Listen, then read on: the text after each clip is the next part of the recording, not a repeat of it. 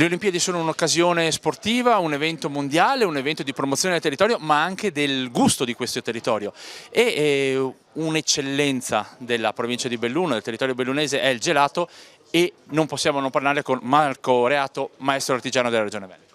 Buonasera, niente, è per me un onore essere qui a Cortina durante le Olimpiadi, a casa mia. Io sono bellunese doc, ok? E quindi presentare a un pubblico internazionale quello che è l'evoluzione del gelato bellunese o veneto dagli inizi del Novecento, insomma da metà Ottocento fino ad oggi, è una grande emozione, perché appunto mi permette di rappresentare tutti i miei colleghi veneti e far vedere al mondo quello che abbiamo costruito in 100 anni di innovazione, insomma. Come si fa l'innovazione nel gelato?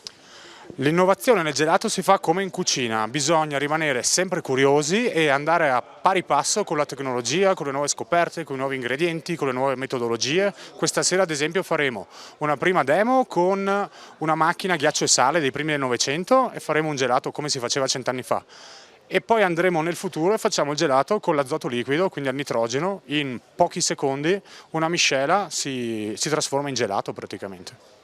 E si valorizzano i prodotti del territorio, perché c'è sì la storia, la cultura, la tradizione, l'innovazione, ma anche prodotti locali. Ovviamente abbiamo la fortuna di essere in un territorio che ha infiniti prodotti tipici, incredibili, eccezionali, quindi bisogna, non dobbiamo, bisogna sfruttarli più che possiamo. La nuova frontiera del gelato qual è?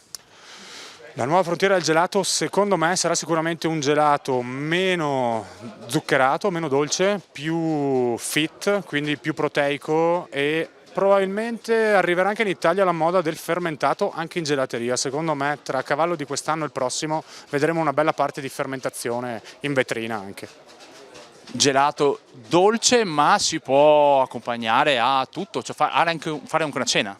Esatto, il gelato si può fare con tutto quello che si vuole, ok? Questa sera faremo la prima demo con 2 gelati dolci canonici e poi tutta la cena a seguire sarà composta da dei piatti con le eccellenze bellunesi abbinate ad un gelato gastronomico studiato ad hoc per fare parte complementare del piatto, ok? Quindi non è un in più, ma è parte integrante del piatto. Un gelato che possa rappresentare queste Olimpiadi, quale potrebbe essere? Io direi bacio di montagna, ispirato alle nostre cime innevate, quindi è un gelato a base di mascarpone fresco, variegato con delle noci feltrine, prima sabbiate, poi affumicate con il legno dei gherigli delle stesse noci, in maniera da abbassare anche lo scarto, variegato con del miele della rinascita, che è un miele a cui tengo particolarmente, fa parte del progetto di riuso delle aree colpite, in questo caso da Vaia, e quindi stanno riqualificando tutte queste aree montane con arnie di api, piantando piccoli frutti e far rivivere questi territori distrutti. Grazie mille Marco Reato. A te una buona serata e buone Olimpiadi.